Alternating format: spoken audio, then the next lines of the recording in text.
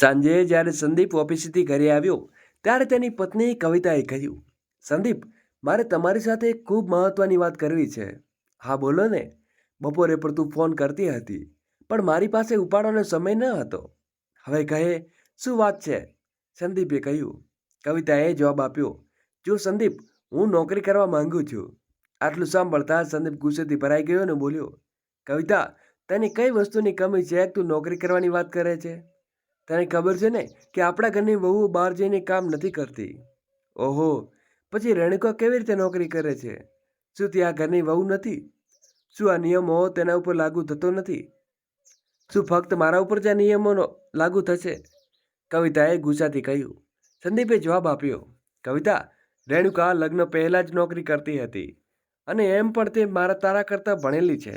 તેણે એન્જિનિયરિંગ કર્યું છે અને તે માંડ ગ્રેજ્યુએશન કર્યું હશે. એ પણ ખબર નહીં યોગ્ય રીતે ભણી કે નહીં, ફક્ત ડિગ્રી લઈને બેઠી છે. હવે નોકરીની વાત કરે છે. આટલું કહીને સંદીપ વ્યંગ રીતે હસવા લાગ્યો. પછી તે બોલ્યો, એમ પણ તને કોઈ કામ આપવાનું નથી, અને ભૂલથી કોઈ પણ નાની મોટી નોકરી મળી જાય તો 2-4 હજારથી કમાઈ લેશે. આ 2 પૈસાથી શું ઘર લેશે? ઘર તો અમારે આ પૈસાથી ચાલશે. આવી બની દુનિયા સાથે સરખામણી કરવા વાળી. ચૂપચાપ બાળકો સંભાળ ને રસોડું જો. આ બધું તારા બસનું નથી. અહંકારથી ભરેલો સંદીપ આ શબ્દો કવિતાને ચૂંટી ગયા. પણ આજે કવિતા આ ચુંબન સહન નહોતી કરવાની, કારણ કે વારંવાર તેના ઉપર આત્મસન્માન પર ઘા લાગતો હતો. જેથી આજે તે ઊંટા અવાજે બોલી, હું હવે નોકરીની જરૂર કરીશ, સંદીપ, અને પૈસા પણ કમાઈને બતાવીશ. 2-4 પૈસા કમાવાની વાત નથી. મારા માટે મેં મહત્વનું છે કે હું આ થોડા કમાયેલા પૈસાથી ખુશ રહીશ નહીં. બીજી વાત, મારે નાની મોટી ચીજો માટે તમારી પાસે હાથ નથી ફેલાવવો પડે, ન તો તારી કટુ વાતો સાંભળવી પડે. કવિતાની વાત સાંભળીને સંદીપ પણ ચીસ પાડતો બોલ્યો, જો કવિતા, તું હદથી વધારે બોલે છે. મેં એકવાર ના પાડી દીધી ને એટલે તું નોકરી નહીં કરે. અને હા, બાપુજી પણ તને આવી પરવાનગી નહીં આપે. તો સપના જોવાનું બંધ કર. કેમ સપના નહીં જોવું અને કેમ નોકરી નહીં કરું? તે કોણ કહ્યું કે આ ઘરની વહુ નોકરી નથી કરતી? જ્યારે નાની વહુ રેણુકા નોકરી કરી શકે છે તો કવિતા કેમ નહીં? મારા માટે તો બંને વહુઓ સરખી છે. એટલે હવેથી કવિતા પણ નોકરી કરશે. આ વાત કવિતાની સાસુ રૂપમણીજી અંદર આવતા કહી. તેણે કવિતાના માથા ઉપર હાથ મૂકીને કહ્યું, મારો આશીર્વાદ અને સાથ હંમેશા તારી સાથે રહેશે બેટા. સાસુનો બદલાયેલો સ્વભાવ જોઈને કવિતાને ખૂબ આશ્ચર્ય થયું. સાસુએ આજ સુધી ક્યારે તેનો સાથ ન હતો આપ્યો, તે આજે કેવી રીતે તેની સાથે ઊભી રહી.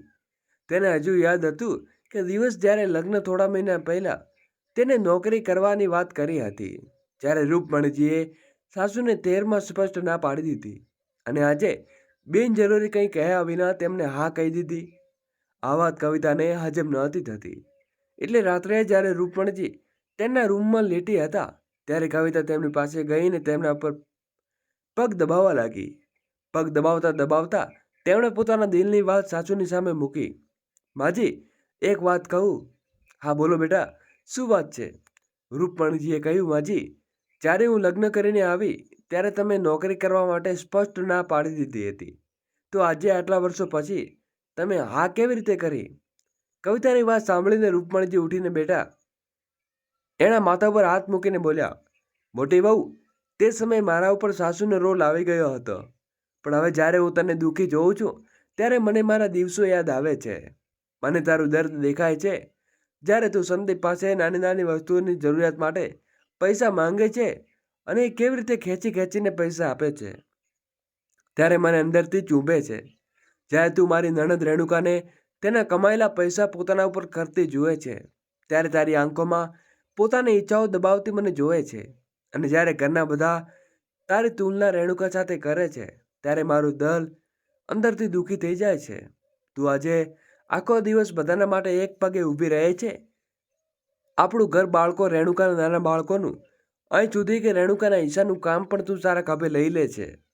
ત્યારે મારું મન વધુ કચવાય છે અને તારા માટે દુઃખી પણ થાય છે. એટલે કવિતા, હું નથી ઈચ્છતી તું આખી જિંદગી બીજાના માટે જીવતી રહે. તું બધાની વિચારે છે પણ તારા વિશે કંઈ નથી વિચારતું. અને તે પણ કદાચ આ વિચારીને લગ્ન આટલા વર્ષો પછી કે નોકરી કરવાનો નિર્ણય લીધો હશે. તને ખબર છે બેટા કે મારી સાથે પણ આવું જ કંઈક થયું હતું. જ્યાં સુધી હું એકલી હતી ત્યાં સુધી બધું ઠીકઠાક હતું અને બધા ખૂબ મને પ્રેમ કરતા હતા. પણ જેમ જેમ મારી નણંદો બેરી આવવા લાગી તેમ તેમ મારી તુલના પણ તેમની સાથે થવા લાગી. પૈસાની ક્યારેક કપડાં લતાના, ક્યારેક સમજદારીમાં, તો ક્યારેક રંગરૂપમાં, અને દરેક વખતે મને ઓછી ગુણવામાં આવતી લાગી. મને ખૂબ દુઃખ આપતું હતું. અહીં સુધી કે તમારા સસરા પણ બરાબર સંદીપ જેવી વાતો કરતા નહોતા. હંમેશા અને બીજાની સરખામણીમાં ઓછી ગણતા હતા. તે સમયે મારું મન ખૂબ દુઃખી હતું, પણ હું કંઈ કરી શકતી ન હતી. આખરે ઘરની મોટી વહુ હતી એટલે મન મારીને જીવવાની આદત પડી ગઈ હતી. પણ તારી સાથે હું આવું નહીં દઉં બેટા, આ મારું વચન છે. આટલું કહેતા કહેતા રૂપણજીની આંખો ભીની થઈ ગઈ. પછી લાંબો શ્વાસ લઈને બોલ્યો, એટલે હું નથી ઈચ્છતી બેટા કે મેં સહન કર્યું તું સહન કરે. દરેક પોતાનું જીવન જીવવાનો પૂરો હક છે. અને હવે તારું બાળક પણ મોટા થઈ ગયા છે, એટલે તું તારા મન મુજબ નોકરી શોધી લે અને બધાને બતાવી દે કે કોઈથી ઓછી નથી. ભલે તું 2 પૈસા કમાઈશ, પણ શાંતિથી તો જીવી શકીશ. યો દુર્વ્યવહાર તો નહીં સહેવો પડે ને. રૂપમણીજી દિલની વાત સાંભળીને કવિતા આંખોમાંથી પણ આંસુ વહેવા લાગ્યા. તેણે સાસુનો હાથ પોતાના હાથમાં લઈને કહ્યું, માજી, હું કેટલી ભૂલી હતી.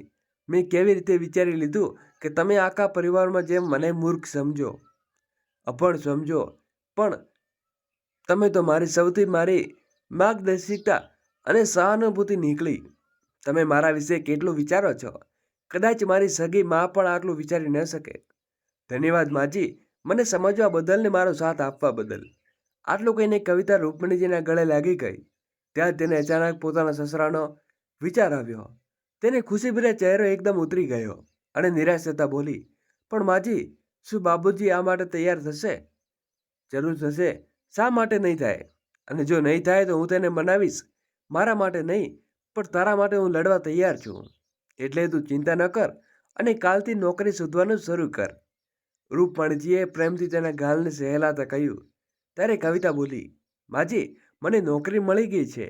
મેં પહેલાં જ નોકરી માટે જાહેરાત આપી દીધી હતી. એટલે કાલે મને એક ખાનગી શાળામાં હિન્દી શિક્ષિકા તરીકે નોકરીની ઓફર મળી છે અને પગાર પણ 10,000 રૂપિયા છે. અને માજી, તે કાલથી જ જોડાવાની છે. વાહ બેટા, આ તો ખૂબ સારી વાત છે. આથી સારી નોકરી બીજી કઈ હોઈ શકે?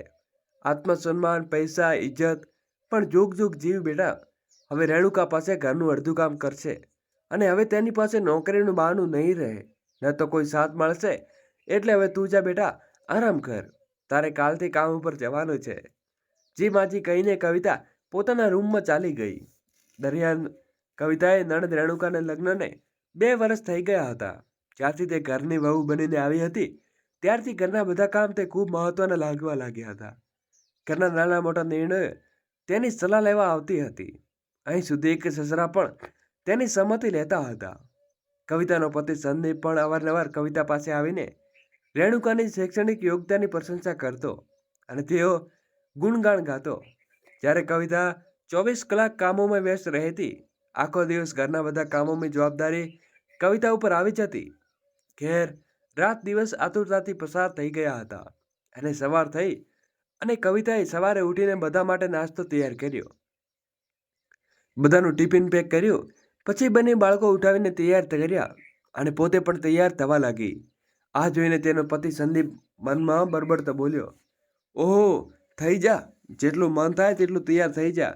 પણ જ્યારે બાપુજી રસ્તામાં અડધો ઊભી કરશે ત્યારે સમજાય છે કે આ કેટલા પૈસા પાણીમાં છે અને કોણ કેટલું લાયક છે. આમ વિચારીને સંદીપ પોતાની બેગ લઈને બહાર નીકળી ગયો. કવિતા પણ તૈયાર થઈને બાળકોને લઈને પાછળ પાછળ બહાર આવી. પણ જ્યારે કવિતા સસરા રામપ્રસાદજી ત્યાં આવી ગયા અને કવિતાને જોઈને બોલ્યા, સવાર સવારમાં તું ક્યાં જાય છે બેટા? બાળકોને સ્કૂલે કોઈ કામ છે શું? સસરાના આ પ્રશ્નથી કવિતા એક ક્ષણ માટે ચૂપ થઈ ગઈ. પણ જેવો તેણે કંઈ કહેવા મોં ખોલ્યું ત્યાં તેની સાસુ રૂપમણીજી ત્યાં આવી ગયા અને બોલ્યા, બાળકોની સ્કૂલ કંઈ નથી, બસ મોટી વહુને સ્કૂલમાં હિન્દી શિક્ષિકાની નોકરી મળી છે, એટલે આજથી જોડાવા જઈ રહી છે. આ સાંભળતા જ રામપ્રસાદજી ગુસ્સાથી ગભરાઈ ગયા અને બોલ્યા, તમે બંને સાસુ વહુનું દિમાગ ખરાબ થઈ ગયું છે શું? મોટી વહુ હમણાં અંદર જા, 2 પૈસાની શિક્ષિકાની નોકરી કરીને આપણા ઘરની ઇજ્જત પાણીમાં નાખવા જઈ રહી છે. નાની વહુને જોઈને તારા પગ નીકળે છે. અરે, તે આજની છોકરી છે, ભણેલી ગણેલી ને સમજદાર છે, પોતાનું સારું ખરાબ જાણે છે. પણ મોટી વહુ, તારા લગ્નને 8 વર્ષ થઈ ગયા, પણ તું આજ સુધી આપણા ઘર પર નિર્ભય છે, કારણ કે તારી પાસે ન તો જ્ઞાન છે, અને જેને દુનિયાદારીની બિલકુલ સમજ ન હોય તે દુનિયા સાથે સરખામણી કરવા ચાલી છે. ગુસ્સાથી ચીસ પાડતા તેમણે કહ્યું, મેં કહ્યું ને, મોટી વહુ હમણાં અંદર જા. રામપ્રસાદજીને આટલું કહેવા છતાં કવિતા ત્યાં જ ઊભી રહી, કારણ કે આજે તે રૂમમાંથી બહાર નહોતી નીકળી. પાછી અંદર જાય તે પોતાને સાબિત કરવા માટે કે ઘરની બહાર પગ મૂક્યો હતો, એટલે તે નિડર થઈને બોલી, બાપુજી, આજ સુધી મેં તો જે કર્યું તે બધાને ઈચ્છ્યું, પણ આજે હું તે જ કરીશ કે મારું દિલ ઈચ્છે છે.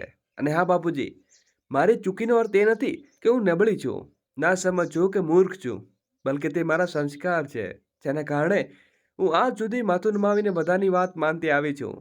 જો મેં દુનિયાદારીની સમજ બતાવી હોત તો તેઓ આ ઘર આજે તૂટી જાત. કવિતાએ પોતાની નણંદ રેણુકા તરફ નજર નાખીને કહ્યું. પછી પોતાના પતિ તરફ જોતા તે ઘણી વારથી જોઈને મંદ હસી રહ્યો હતો.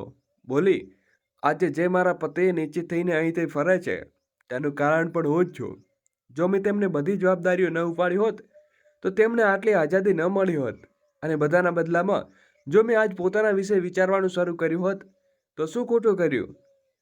બાપુજી, શા માટે ઘરની નાની વહુને દરેક બાબતમાં આઝાદી આપવામાં આવે છે અને મોટી વહુ ઉપર પાબંદી લાદવામાં આવે છે? બોલો બાપુજી, શા માટે દરેક વખતે મારી તુલના નાની વહુ સાથે કરવામાં આવે છે અને પછી ભલે મને બુરું કહેવામાં આવે છે? શા માટે ક્યારે નાની વહુની તુલના મારા દ્વારા કરવાના કામોમાં નથી કરવામાં આવતી? જો તે બહાર કામ કરે તો હું પણ 24 કલાક ઘરનું કામ કરું છું અને તેનાથી બધું સારું ઘણું કરું છું, પણ મારું કામ કોઈને દેખાતું નથી.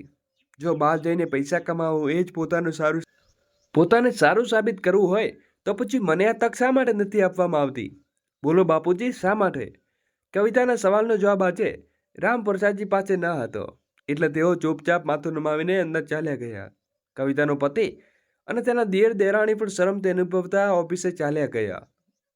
રૂપમણીજીએ પોતાની મોટી વહુની પ્રશંસા કરતા કહ્યું, વાહ મોટી વહુ, આજે તો તે બધાની બોલતી બંધ કરી દીધી. આજે તે સાબિત કરી દીધું કે તારું પણ કંઈક મહત્વ છે. જા બેટા, તારું નવું જીવન અને રાહ જોઈ રહી છે. આટલું કહીને રૂપમણીજીએ કવિતાને દહીં ખાંડ ખવડાવી. કવિતાએ રૂપમણીજીના પગે લાગીને પ્રણામ કર્યા અને સંપૂર્ણ આત્મવિશ્વાસ સાથે દુનિયા સાથે સરખામણી કરવા માટે પોતાના નવા સફર ઉપર નીકળી પડી. કવિતાને જોતા આજે રૂપમણીજી પણ ખૂબ ખુશ હતા. તેમને એવું લાગી રહ્યું હતું કે જાણે તેઓ પોતાની જિંદગીની જંગ જીતી ગયા હોય. જે કામ તેઓ ન કરી શક્યા તે આજે મોટી વહુએ કરી બતાવ્યું, અને તેની અસર રામપ્રસાદજી ઉપર સ્પષ્ટ દેખાતી હતી. આજે તેઓ રૂપમણીજી સાથે આંખ મેળવવા પણ કચકાટા અનુભવી રહ્યા હતા. કવિતાના શબ્દો તેને વિચારવા મજબૂર કરી રહ્યા હતા. તેમણે રૂપમણીજી સાથે ખૂબ ખોટું વર્તન કર્યું હતું, એટલે તેઓ રૂપમણીજી પાસે આવીને બોલ્યા, રૂપમણી, હું કેટલો ખોટો હતો. આજે મને તેનો અહેસાસ થઈ ગયો છે. જે રીતે મેં તને મહત્વની સારી પકડમાં રાખી, એ જ રીતે મોટી વહુ પણ આપણા બધાની પકડમાં રહી. મને ક્યારે દેખાયું નહીં કે ઘરની મોટી વહુ પણ કેટલાક અરમાન હોય છે, તેની પણ પોતાની જિંદગી હોય છે. તે બધા પણ સપોર્ટની જરૂર છે. તે પણ બીજી બધી બહુઓની જેમ સરખો દરજ્જો મળવો જોઈએ.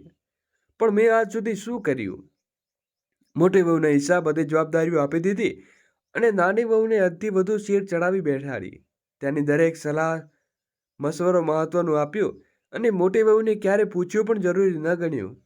એ જ રીતે તારી સાથે પણ હું આ જ કરતો આવ્યો હતો.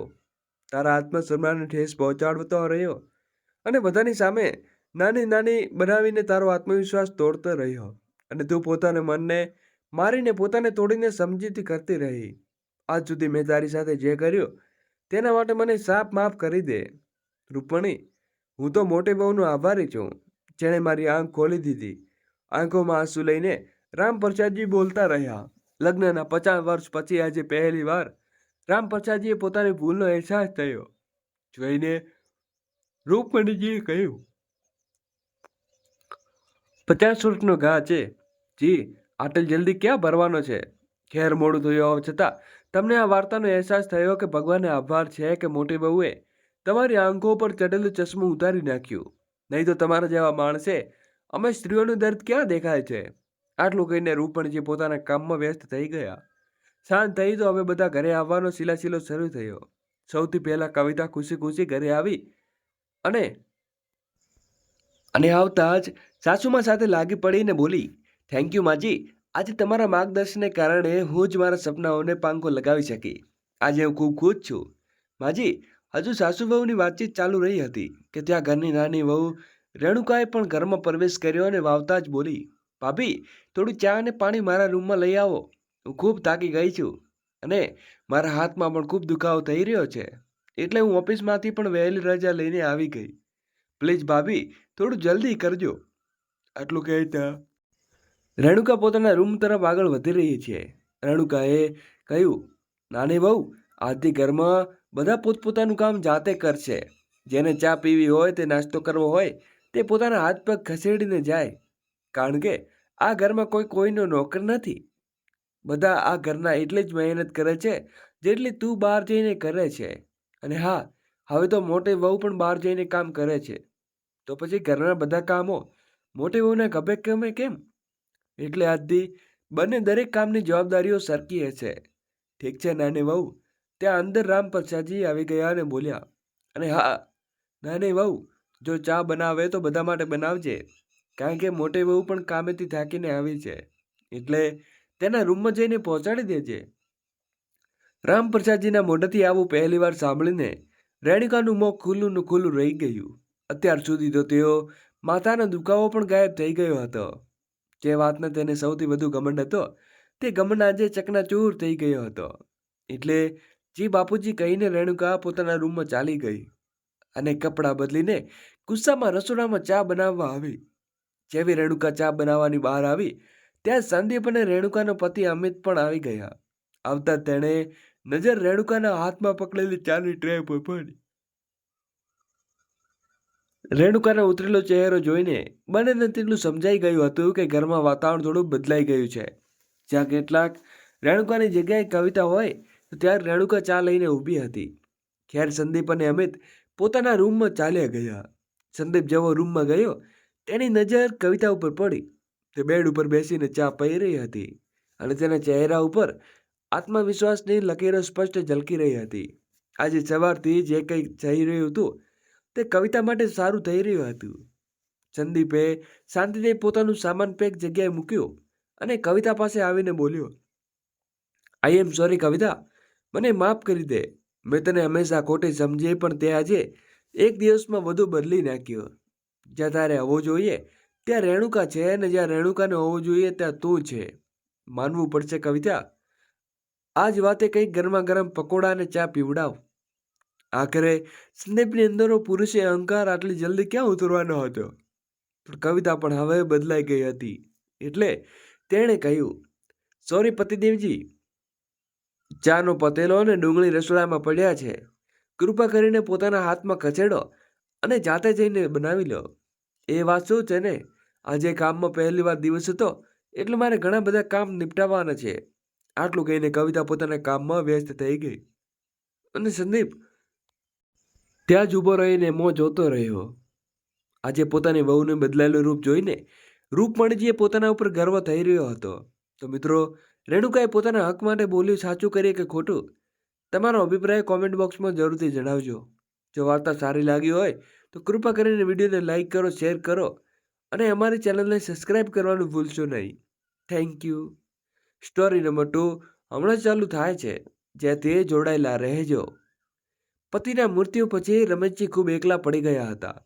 અંતિમ સંસ્કારમાં સામેલ થવા માટે તેમનો એકનો એક દીકરો રાહુલ અને વહુ મીનાક્ષી ઇન્દોર મેરઠ આવ્યા હતા. 13મીની રસમો પૂરી થતાં રાહુલ બાળકોની સ્કૂલ અને પોતાના બેગ વગેરેની વાતો કરીને જમવાની તૈયારી કરવા લાગ્યો. તેણે કહ્યું, પપ્પા, તમે પણ અમારી સાથે ઇન્દોર ચાલો. મીનાક્ષીએ પણ તેમની વાતે આવવા માટે કહ્યું, પણ તેનું દિલ એ વિચારવાનું અડધું થઈ રહ્યું હતું કે ઇન્દોરમાં તેમનો 3 રૂમનો ફ્લેટ છે અને તેમાં પપ્પાને રાખવું એક મોટી સમસ્યા બનશે. હું આ ઘર છોડીને ક્યાંય નહીં જઈશ. પપ્પાએ જ્યારે પોતાનો અંતિમ નિર્ણય સંભળાવ્યો તો બંનેના જીવમાં જીવ આવ્યો. પણ મીનાક્ષીએ કહ્યું, પણ પપ્પા તો બીમાર છે, તો એકલા કેવી રીતે રહેશે? આ પ્રશ્ને રાહુલને થોડો વિચારવા મજબૂર કર્યો. અચાનક તેણે નણંદ રજની મોસીની યાદ આવી, જે વિધવા હતી. તેમની એક દીકરી પણ હતી, પણ સાસરી પક્ષે તેમણે ઘરમાંથી કાઢી મૂક્યા હતા. તેમના ભાઈ ભાભીને પણ તેમના કોઈ ખબર નહોતી લીધી. મહેનત મજૂરી કરીને તેઓ પોતાનું અને દીકરીનું પેટ ભરતા હતા. રાહુલે નણંદને એક ફોન કર્યો અને 2 દિવસમાં રજની મોસી પોતાની દીકરી સાથે મેરઠ હાજર થઈ ગયા. જર્જર શરીરને અંદર ઘસેલું આંખોવાળો રજની મોસીનો ચહેરો નોકરી મળવાથી ખુશીથી ચમકી રહ્યો હતો. તેઓ લગભગ 40 વર્ષની મહેનતુ સ્ત્રી હતા. તેમણે કહ્યું, હું તમારી મમ્મીને દીદી કહેતી હતી. રિશ્તામાં તમારી મોસી થાવ છું. આ ઘરને હું મારું માનીશ અને જીજાની સેવા તમને ફરિયાદનો કોઈ મોકો નહીં આપું. ચા નાસ્તો, ખાવાનું, દવા અને સંભાળ હું કરીશ. બાકી ઝાડુ પોતું વાસણ લહેરી લેજો. પગાર કેટલો લઈશ એ બતાવો. મીનાક્ષીએ પૂછ્યું, મોસી પણ કહો છો અને પગાર પૂછીને શર્મિંદા પણ કરો છો? રજની મોસીએ કહ્યું, અમને દીકરીને રહેવા ખાવાનું ઠેકાણું મળી ગયું. બીજું શું જોઈએ? તમારી ઈચ્છા હોય તો આપજો. આ સાંભળીને મીનાક્ષી ચૂપ થઈ ગઈ. જેટલી ઓછી રકમની વાત નક્કી થઈ એટલું સારું. રાહુલના ચહેરા ઉપર સંતોષ હતો. તેનું કર્તવ્ય હતું કે પપ્પાની સેવા કરવાનું, પણ તે અસમર્થ હતો. હવે કોઈ નાની રકમમાં તે કર્તવ્યની ભરપાઈ કરી રહ્યું હતું. તો એમાંથી સારું હોઈ શકે? પપ્પા ગમગીન હતા. એક તો પત્નીનો શોખ અને ઉપરથી દીકરો, વહુ ને બાળકો બધા જતા હતા. મીનાક્ષીએ ધીમેથી રાહુલના કાનમાં કહ્યું, મમ્મીની અલમારીમાં સાડીઓ, ઘરેણાં અને બીજું કિંમતી સામાન છે. બેંક લોકરમાં પણ મમ્મીના ઘણા ઘરેણાં છે. પપ્પા હવે ક્યાં એકલા છે અને ઘરમાં બહારના લોકો પણ રહેશે. આપણે તેની ચાવી લઈને લેવી જોઈએ. પપ્પાની અલમારી અને લોકરની ચાવી ક્યાંય નહીં આપે. અચાનક તેને ઘરેણાં અને કપડાની ચિંતા કેમ થવા લાગી? ધીર રાખ, બધું તને મળશે, રાહુલે હસીને કહ્યું. વચ્ચે વચ્ચે આવવાની વાત કરીને રાહુલ મીનાક્ષીને ઇન્દોર રવાના થઈ ગયા. ઇન્દોરમાં તેઓ પપ્પા, ઘર, અલમારી, બેંકના રૂપિયા, ઘરેણાના પ્રોપર્ટીની વાતો કરતા રહેતા. તેમને ચિંતા થતી. તે ચિંતાગર થઈને તેઓ ફરી મેરઠ રવાના થઈ ગયા. લગભગ 1.5 મહિનામાં તેમનો બીજો ફેરો હતો. ત્યાં પહોંચતા જ રાહુલ અને મીનાક્ષીને જોયા કે ઘરની બહાર લોકર બિલકુલ સાફ સુથરું હતું. બધા છોડમાં પાણી નાખવામાં આવ્યું હતું અને ઘણા નવા છોડ અને રોપા વાવવામાં આવ્યા હતા. દરવાજો ખોલતા જ રજની મોસીએ હસીને સ્વાગત કર્યું. આવો, અંદર આવો. થોડી વારમાં તેને મીઠાઈ અને પાણી લઈને હાજર થયા. આખું ઘર સાફ સુથરું અને સુવ્યવસ્થિત હતું. તેમની દીકરીએ ચા બનાવતા પહેલા કહ્યું, મોટા સાહેબ હજુ સૂઈ રહ્યા છે. મીનાક્ષીએ મા દીકરીનું નિરીક્ષણ કર્યું. બંનેને સારા કપડાં પહેર્યા હતા, વાળ પર સુંદર રીતે ગોઠવ્યા હતા અને રજનીએ ચૂડીને ટોપ્સ, બિંદી વગેરે પહેર્યું હતું. તમારી મોસીએ તો કાયાકલ્પ થઈ ગયો, મીનાક્ષીએ ધીમેથી કહ્યું. ભૂખે નગે લોકોનું બધું મળવા લાગે તો કાયાકલ્પ તો થશે ને? રાહુલે મોં બનાવીને કહ્યું. મને સંતુષ્ટની જેમ ચા પીતા પપ્પાને જાગવાની રાહ જોતા હતા. પપ્પાને જોતા જ તેમને આશ્ચર્ય થયું. તેઓ પહેલા કરતાં વધુ સ્પષ્ટ અને તંદુરસ્ત લાગતા હતા. પહેલા ઝૂકેલા પપ્પા હવે સીધા ઊભા થઈને ચાલતા હતા. મમ્મીના જવાથી હસવાનું ભૂલી ગયેલા પપ્પાને હસીને પૂછ્યું, ખૂબ જલ્દી મળવા આવી ગયા? હવે તમે એકલા છો એટલે અમે વિચાર્યું કે એકલા ક્યાં? રજની છે, તેની દીકરી સરલા છે. તેને અહીંના ઈસ્ટર કોલેજમાં દાખલ કરાવી દીધી છે. સાંજે 1 કલાક હું તેને ભણાવું છું. તે ભણાવવામાં ખૂબ તેજ છે. પપ્પાને સરલાના ગુણગાન ગાતા કહ્યું અને તેને ભણાવવા બેસી ગયા. રજની મોસી ચા નાસ્તો પછી રાતના ખાવાની તૈયારીમાં લાગી ગઈ. બધું બરાબર ચાલી રહ્યું હતું, પણ રાહુલ અને મીનાક્ષી સંતુષ્ટ ચહેરે બેઠા હતા. તેઓ પપ્પાને કોઈ કામે ન હતા આવી શકતા અને હવે પપ્પા તેમની જરૂરી નહોતી રહી. રાત્રે પપ્પા સિરિયલ જોતા જોતા રજની પાસે તેના વિશે વાતો કરતા અને ખૂબ થાકી હસ્તીને સરલા પાસે ભણવાની વાતો કરતા. ભીજનથી નિરાશ પપ્પા જીવવાનું કારણ મળી ગયું હતું. પપ્પાના સમયે બધું ચૂપચાપ હતા. ખાવાનું ઓછા મસાલાવાળું પણ ખૂબ સ્વાદિષ્ટ હતું. રજની મોસી એક એક ગરમ રોટલી આગ્રહ કરીને ખવડાવી રહી. અંતે ખીર ખીરવામાં આવી અને પપ્પા સંતુષ્ટ અને ખુશ હતા. રાહુલ અને મીનાક્ષી શંકાભરી નજરે રજનીને ઘૂરી રહ્યા હતા. રાત્રે ટીવી પ્રોગ્રામની ચર્ચા દરમિયાન પપ્પા રજની પાસે અને સરલા સાથે વાતો કરતા રહ્યા અને ઘણીવાર દીકરા વહુની હાજરી ભૂલી ગયા. નાતી પોતીને હાલચાલ પણ ન પૂછ્યો. રાત્રે સૂતી વખતે રાહુલે મીનાક્ષીને કહ્યું, જો આપણે તે સમયે પપ્પાને આપણી સાથે લઈ ગયા હોત તો આજે તેઓ મા દીકરી આટલા લીન ન હોત. અહીં શું ખબર છે, સ્વચ્છ છે ને અટાકટા છે, ખુશ છે. તે 3 રૂમના ડબ્બામાં આપણે તેમને કેવી રીતે ગોઠવી શક્યા હોત? મીનાક્ષીએ કહ્યું. રાહુલ ઝંકાઈને બોલ્યો, તું મૂર્ખ છે. તારી સાથે દલીલ કરવી નકામી છે. હવે મામલો આપણા હાથમાંથી નીકળી રહ્યો છે. મારે કંઈક કરવું પડશે. હવે શું કરીશ? અરે તું જ કહેતી હતી કે આ બંગલો વેચીને ઇન્દોરમાં આપણા ફ્લેટની ઉપર એક શાનદાર ફ્લેટ બનાવીશું અને બાકીના રૂપિયા બાળકોના નામે ફિક્સ કરી દઈશું. હા, પણ હવે કેવી રીતે શક્ય છે? રાહુલે વિચારતા કહ્યું. હવે પપ્પા દિવસે ને દિવસે સ્વસ્થ થઈ રહ્યા છે. તેમના મરવાની રાહ જોતા આપણે કેટલી ઉંમર નીકળી જશે. એવું કરીએ, તેમને ઇન્દોર લઈ જઈએ. જેવું તું યોગ્ય સમજે. હું કોઈને કોઈ રીતે ગોઠવી લઈશ. મીનાક્ષીએ કહ્યું. તેને સાસુની અલમારીમાં પણ ચિંતા હતી. તેના કિંમતી ઘરેણાં અને બીજે મોંઘા મોંઘા સામાન હતો. જો તે જોવાની ખૂબ ઈચ્છા હતી, પણ સાસુની યાદમાં હોવાથી તે ઈચ્છા પૂરી ન થઈ અને હવે પરિસ્થિતિ તેની તરફે ન હતી. બીજે દિવસે બંનેને રજની મોસીને સ્વભાવ જોઈ. નાસ્તો, ખાવાનું, પપ્પાના બધા કપડાં, બેડશીટ, ટુવાલ અને ઘરે ધોવાના કપડાં, હાથ પગ અને માથાની એવિલ ઓઇલની પણ 1 કલાક મસાજ કરતી. એ દરમિયાન પપ્પાના ચહેરા ઉપર અજીબ સુખ શાંતિ છવાયેલી હતી. પછી ગરમા ગરમ પાણીથી સ્નાન, જેના મોસી તેને મદદ કરતા. પછી તેઓ હળવો નાસ્તો એટલે કે રોટલી, શાક, તાજું મઠું વગેરે. પણ રજની મોસીએ રાહુલ અને મીનાક્ષી માટે અલગથી દેશી ઘીનો હલવો અને પૌવા બનાવ્યો હતો. બધાને મજા લઈને ખાધું અને રાહુલ સમજી ગયો હતો કે પપ્પાના સ્વાસ્થ્ય સતત સુધારવાનું કારણ શું છે. તે આટલી સેવા ક્યારેય ન કરી શકે. છતાં હિંમત ભેગી કરીને તેઓ શબ્દોથી પપ્પાને બાંધવાનો પ્રયાસ કર્યો. પપ્પા, તમે અહીં ક્યાં સુધી બીજાની દયા ઉપર નિર્ભય રહેશો? અમારી સાથે ઇન્દોર ચાલો. ત્યાં નાની પોતી સાથે મળશે તો તમને ખૂબ સારું લાગશે. આપણે બધા સાથે રહીશું. હું કોઈની દયા ઉપર નિર્ભય નથી. રજની અહીં કામ કરે છે. હું તેને પૈસા આપું છું. ત્યાં તમારું ઘર નાનું છે અને મારા હોવાથી તમે મુશ્કેલી પડશો. પપ્પાને જવાબ આપ્યો. એટલે જ હું મારા ફ્લેટની ઉપર બીજો નવો ફ્લેટ બનાવવા માંગુ છું. રાહુલે તરત જ કહ્યું. પપ્પાએ જવાબ આપ્યો. બિલકુલ બનાવ. આ બંગલો વેચીને જે રકમ મળે તેમાંથી ફ્લેટ બનાવી લે. પણ જો તમે તમારી સાથે રહેવા આવો તો હું મારા જીવતે જીવ બંગલો નહીં વેચું. તું લોન લઈને તારી તાકાતે ફ્લેટ બનાવ. આખરે તું એક બેંક ઓફિસર છે, સારું કમાય છે ને પપ્પાને કહ્યું. રાહુલે બોલ્યો. પણ પપ્પા, 2 ઘરોને સંભાળ. તેની ચિંતા તું ન કર, પપ્પાએ કહ્યું.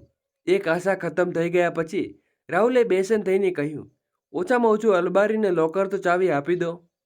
મીનાક્ષીએ મમ્મીના ઘરેણાં અને કપડાં લઈ જવા માંગે છે. તમારી પત્નીને કપડાં અને ઘરેણાંની કમી હોય નથી. ઓછામાં ઓછું તારા મરવાની રાહ તો જો, પપ્પાએ કહ્યું. રાહુલ અને મીનાક્ષી નિરાશ થઈને ઇન્દોર પાછા ચાલ્યા ફર્યા. રસ્તામાં મીનાક્ષી બોલી. પપ્પા ક્યાંય રજની મોસી સાથે પ્રેમના ચક્કરમાં તો નથી ચાલ્યા ગયા ને? રાહુલે મીનાક્ષીની વાતો હલકી લાગી, પણ તે ચૂપ રહ્યો.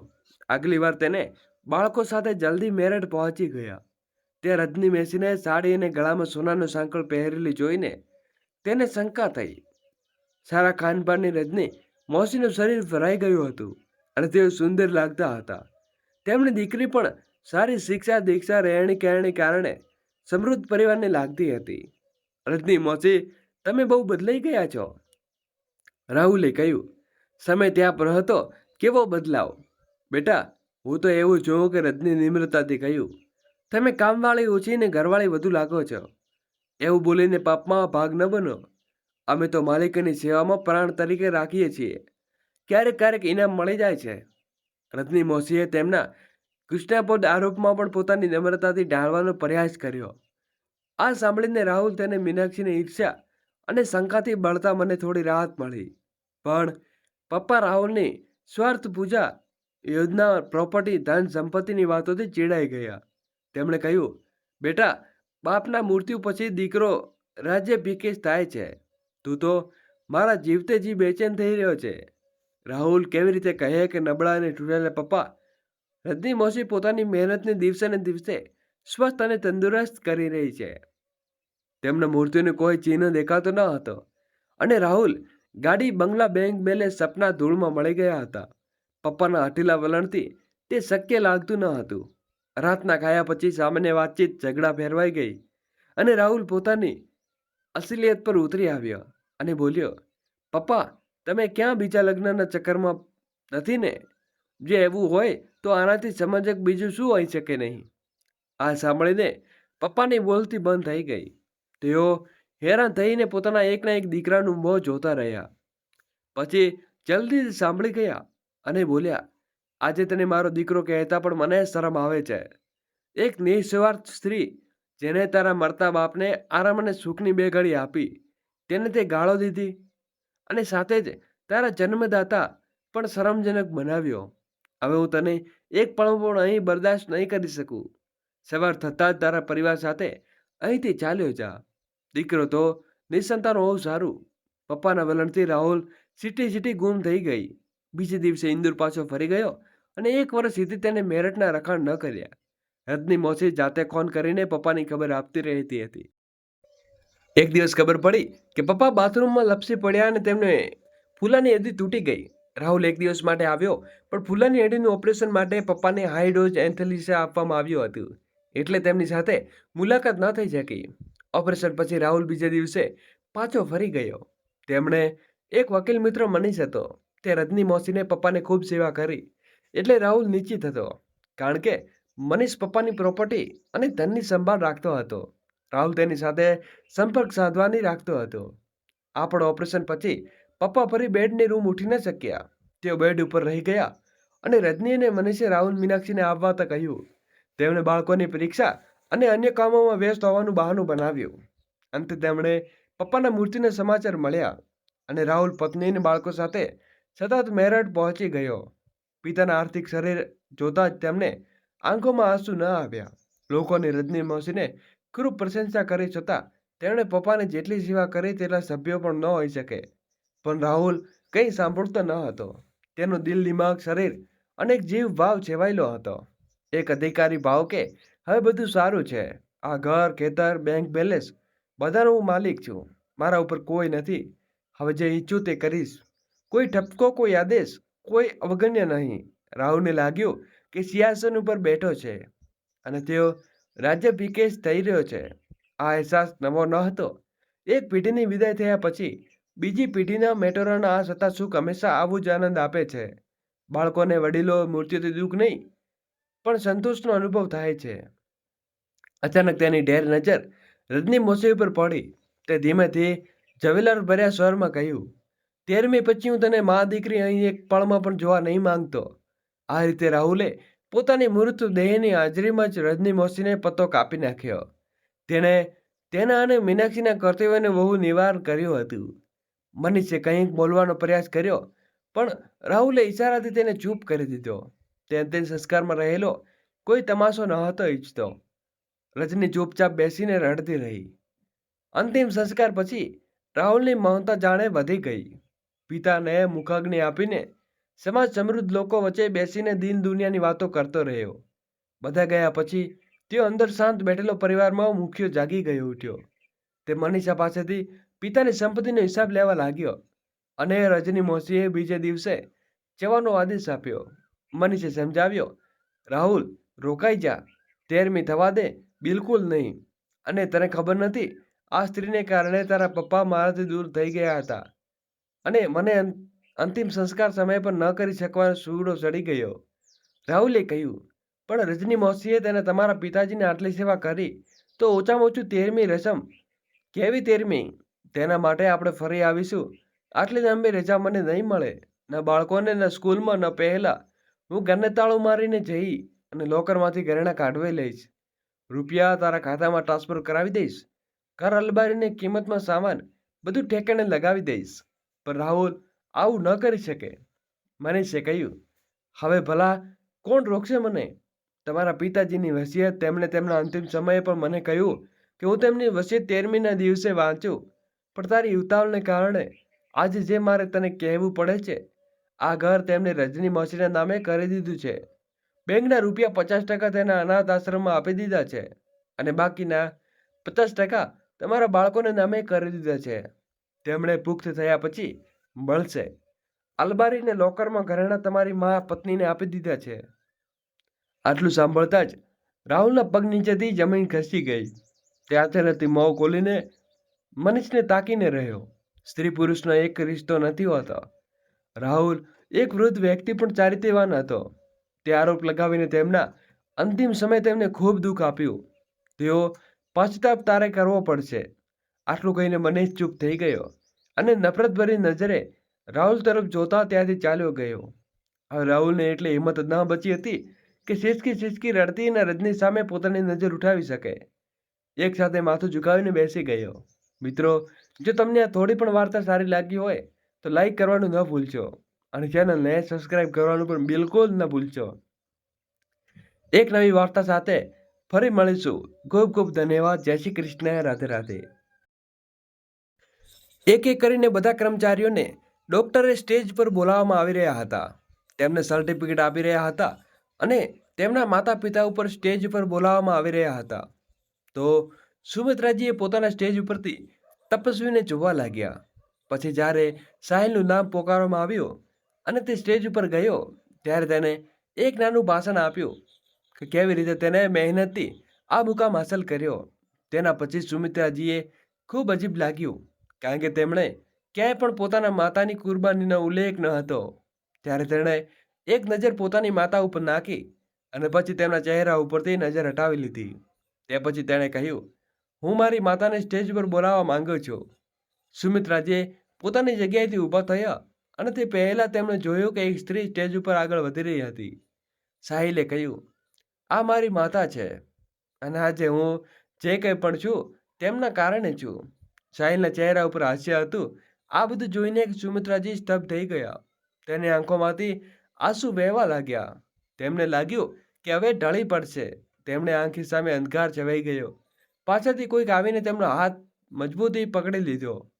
સુમિત્રાએ પાછળ ફરીને જોયું તો તે તેમનો નાનો દીકરો દિનેશ ઊભો હતો. તેમની આંખોમાંથી આંસુ વહેવા લાગ્યા. તેમણે સાહિલ તરફ ઇશારો કર્યો અને દિનેશ ચૂપચાપ બોલ્યો, મેં આ જ કારણે તને મનાઈ હતી કે તમે આજે રજા લઈ લો, કામ ઉપર ન જાઓ. બલકે હંમેશા આપણે આ કામથી રજા લઈ લો છો, પણ તમે તમારી વાત ન માની. જુઓ, તમને કેટલું દુઃખ સહન કરવું પડ્યું. હું તમને આ દુઃખી બચાવવા માંગતો હતો. તે પોતાની માલતાને ઘરે લઈ આવ્યો અને સુમિત્રાજી સંપૂર્ણપણે હેરાન અને પરેશાન હતા. તેમને વિશ્વાસ નહોતો આવતો કે કોઈ દીકરો આવી રીતે કેવી રીતે બદલાઈ શકે. તેમણે આજે પણ તે દિવસ યાદ હતો કે જ્યારે યુવાનીમાં વિધવા થઈ ગયા હતા. તેમની સાથે 3 નાના નાના બાળકો હતા. શુક્ર હતું કે તેમની માથે પોતાની છત હતી. પછી એક મહેરબાન સગાની ભલામણથી તેમને હોસ્પિટલમાં નોકરી મળી ગઈ. પગાર એટલો હતો કે જેનાથી તેઓ પોતાના અને પોતાના બાળકોનું ગુજરાન ચલાવી શકતા હતા. સાહિલ થરુઆ તે જ અભ્યાસમાં ખૂબ સારો હતો. તેમને આજે પણ તે દિવસ યાદ છે જ્યારે એક દિવસ તે કામમાંથી પાછો આવ્યો તો સાહિલ તેમની સાથે આવ્યા અને એ બોલ્યા, માં, મારી એડમિશન ફી ભરવાની છે. તેના માટે વધુ પૈસાની જરૂર છે. જો આ પૈસાનું આયોજન થયું હોત તો સારું એડમિશન નહીં થઈ શકે અને મારું સપનું અધૂરું રહી જશે. માં, શું તમે ઈચ્છો છો કે તમારો દીકરો પોતાની ઈચ્છાઓને દિલથી દબાવીને દુનિયામાંથી જતો રહે? દોસ્તો, આગળ વિડીયો શરૂ કરીએ એની પહેલાં વિડીયોને લાઈક કરી અમારી નાનકડી ચેનલને સબસ્ક્રાઈબ કરવાનું ભૂલશો નહીં. આ સાંભળીને સુમિત્રાજી પોતાના દીકરા મોઢા ઉપર હાથ મૂકીને બોલ્યા, આવી વાતો ન કર બેટા, આવું ન બોલ.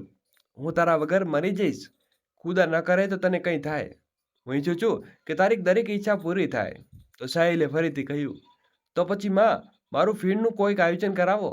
હજુ 2-3 દિવસ બાકી છે. સુમિત્રાજીએ વિચાર્યું કે તેઓ પોતાના દીકરા માટે શું કરી શકે. તે એક હોસ્પિટલમાં સફાઈનું કામ કરતા હતા અને પગાર જેટલો 1 રૂપિયો પણ પોતાના મામે ખર્ચ નહોતા કરતા. એક દિવસનું ભોજન બનાવીને 2 દિવસ ચલાવતા, જેથી તેમને બાળકો ભણી શકે અને તેમની ઈચ્છાઓ પૂરી થઈ શકે. હવે તેમને ફી ભરવાની હતી, પણ તેમની પાસે પૈસા હતા તે ખર્ચ થઈ ગયા હતા. સાહિલે કહેતો કે જો દાખલો નહીં થાય તો મેટ્રિક પરીક્ષા નહીં આપી શકે. તેમને નહોતી ખબર કે મેટ્રિક શું હોય છે, પણ એટલું જરૂરી જાણતા હતા કે પરીક્ષા પાસ થઈ ગયો હતો તો આગળ ભણીને એક નવો મોટો ડોક્ટર બની શકે છે. તેમણે પોતાના બાહોલામાં રહેતી મમતાજી સાથે આ વાતનો ઉલ્લેખ કર્યો. તો તે હસી પડી અને બોલી, અરે ડૉક્ટર, શ્રીમંત લોકો બને છે જેમની પાસે ઘણા પૈસા છે. સાંભળ્યું છે કે તેમની ફી પણ ખૂબ વધારે હોય છે. આપણે જે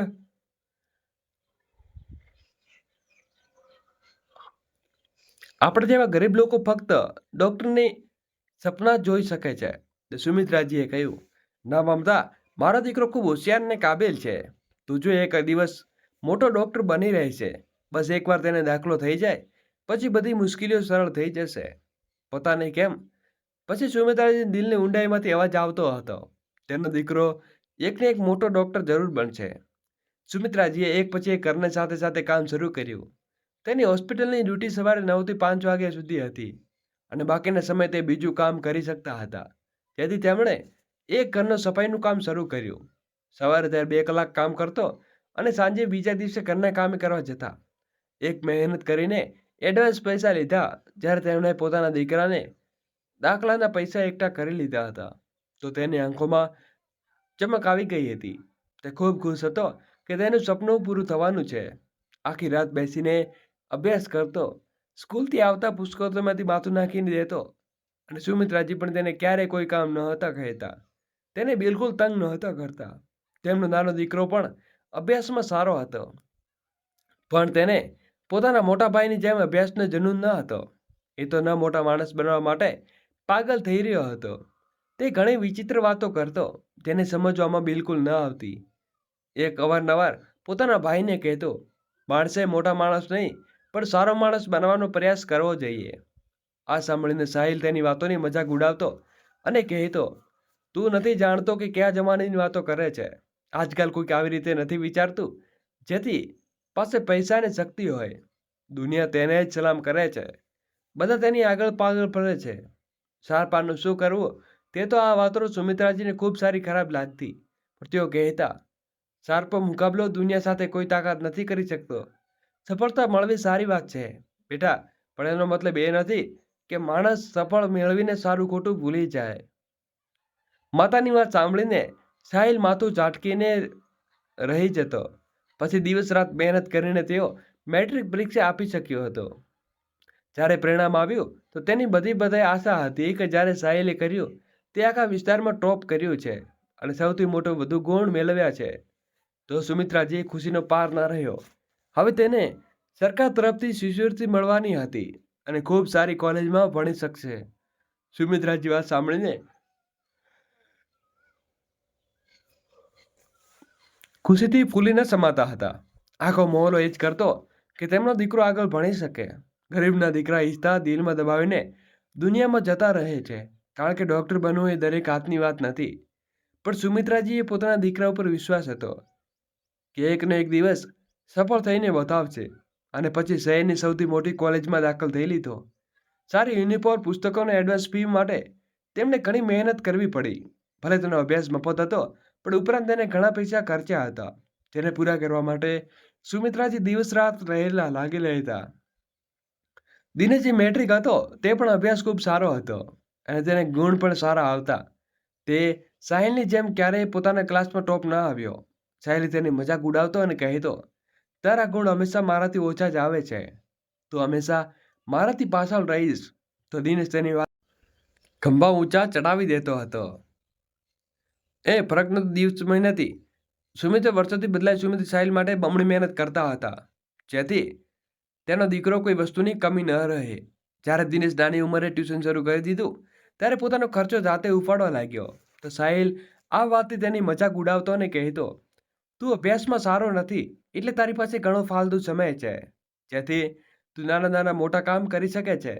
હું આટલા નાના કામ નથી કરી શકતો કારણ કે મારે મોટો માણસ બનવું છે, ડૉક્ટર બનવું છે અને તેના માટે મારું ઘણું સારું ભણવું પડશે. જો હું મારો સમય આ રીતે બગાડતો રહીશ તો શું ક્યારે આગળ નહીં વધી શકું. સુમિત્રાજી દિનેશને સમજાવતા, તને આ બધું કરવાની શું જરૂર છે? હું છું ને, તારી માં હજુ જીવે છે. તને તેના બારા અભ્યાસ પર ધ્યાન આપો. 5 વર્ષ રીતે પસાર થઈ ગયા. હવે સાહિલે ઘરે આવવાનું ખૂબ ઓછું કરી દીધું હતું. જ્યારે પહેલી વાર તેને આખી રાત ઘરે ન આવ્યો તો સુમિત્રાજી આખા આંગણામાં બેચેનીથી ચક્કર લગાવવા લાગ્યા. દિનેશને જોઈને કહ્યું, તમે પરેશાન ન થાઓ માં, તે કોઈ મિત્ર સાથે હશે. જલ્દી આવી જશે. પણ 2 દિવસ પછી જ્યારે સાહિલે ઘરે આવ્યો તો તેણે કહ્યું, હોસ્ટેલમાં શિફ્ટ થઈ ગયો છું. બસ તારું જરૂરી સામાન લેવા આવ્યો છું. તેના વર્તનમાં અજીબ અજાણપણું આવી ગયું હતું. સુમિત્રાજીએ ખૂબ અજીબ લાગ્યું કે પોતાનું ઘર હોવા છતાં તે હોસ્ટેલમાં કેમ રહે છે. જ્યારે તેમણે આ પૂછ્યું તો તેઓ બોલ્યો, હવે હું ઘરમાં રહીને આ બધું નથી કરી શકતો. મારા કેટલાક જરૂરી કામ છે જેના માટે મને એકાંત અને શાંતિની જરૂર છે અને તે મને હોસ્ટેલમાં જ મળી શકે છે. આ સાંભળી સુમિત્રાજીએ કહ્યું, મળવા માટે આવતો રહેજે. જ્યાં સુધી તને ન જોઈએ તે મને ચેન નથી આવતું. એમની વાત પર ફક્ત માથું હલાવી રહી ગયો. કેટલાક દિવસો પસાર થઈ જતા પણ સાહિલ તેમને મળવા ન આવતો. સુમિત્રાજી જેના માટે રહેતા રહેતા પછી એક દિવસ સુમિત્રાજીએ તેણે પોતાની હોસ્પિટલમાં જોયો. તે બેફિકરથી તેમને નજીક આવવા આગળ વધ્યો. પણ પોતાની માતાને જોતા સાહિલ અચાનક ત્યાંથી ગાયબ થઈ ગયો. સુમિત્રાજી તેને આખી હોસ્પિટલમાં શોધ્યો પણ તે ક્યાંય ન મળ્યો. તે સાંજે તે સાહિલના ઘરે આવ્યો અને બોલ્યો, માં, આજે હોસ્પિટલમાં તું કામ કરે છે, ત્યાં હું પ્રેક્ટિસ કરવાનો આવવાનો છું. આ સાંભળી સુમિત્રાજી ખુશીથી ખીલી ઉઠ્યા. તેમણે કહ્યું, તેનો મતલબ હું છું કે રોજ જોઈ શકીશ. તો તે બોલ્યો, હા માં, હું તારી સાથે એક વિનંતી કરવા માંગુ છું. જો કોઈને એ ખબર નહીં તારો દીકરો છું તો માં તું શું સમજી શકે છે. હું ડૉક્ટર બની રહ્યો છું અને જો કોઈને ખબર પડે કે હોસ્પિટલમાં સફાઈ કરનારી સ્ત્રી મારી માં છે તો ઘણી બદનામી થશે. દીકરાના મોઢેથી આ સાંભળીને સુમિત્રાજીનું દિલ આઘાતથી ફાટી ગયું અને દિનેશ પણ આશ્ચર્યમાં હતો.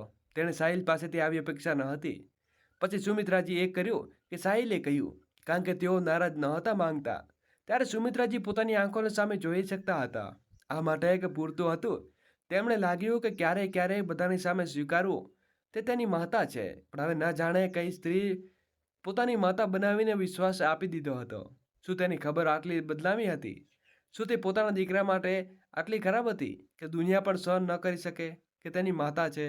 જ્યારે સુમિત્રાજી ઘરે પહોંચ્યા તો ફૂટી ફૂટીને રડી પડ્યા. દિનેશ મુશ્કેલીની ઘડીએ તેને સાંભળ્યા અને કહ્યું, ભાઈ, આ તો શરૂઆતથી સ્વાર્થી છે. કંઈ તમારા માટે પ્રેમ આવો બનાવ્યો છે કે તેના ઉપર ક્યારેય જવાબદારીનો અહેસાસ નથી કરાવ્યો. જો તને તેની સાથે કુરબાની વિશે કહેતા રહેતા તો કદાચ આ દિવસે જોવો ન પડ્યો હોત. તને ભાઈનું વર્તન ખૂબ અફસોસ છે. કેટલા દિવસ સુમિત્રાજી રજા ઉપર રહ્યા પણ જ્યારે તેને ફરીથી કામ પર જવાની શરૂઆત કરી તો દિવસે ખૂબ ગુસ્સે થયો. તેણે કહ્યું, માં, તમે વાત કેમ નથી સમજતા? આખરે તે કેમ જાઓ છો? તને શું મળે છે? પોતાના ઘા કરોડી પણ તેની મમતા સાથે હાથ મજબૂત હતા. તેઓ પોતાના દીકરાને પોતાની આંખોમાં જોઈ શકતા હતા. તેનાથી વધુ કંઈ સમજી શકતું હતું. આ વાત દિનેશ સમજી ન શકતો. એ દિવસની વાત છે જ્યારે સુમિત્રાજી કામ ઉપર પહોંચ્યા તો અફતારી મચી હતી. ત્યારે તેમણે જોયું તો સાહિલ પોતાને લોહીથી લથબથ પડેલો હતો અને ડૉક્ટર તેને ઇમરજન્સી વોર્ડમાં લઈ ગયા હતા. આ જોઈ સુમિત્રાજી સંપૂર્ણ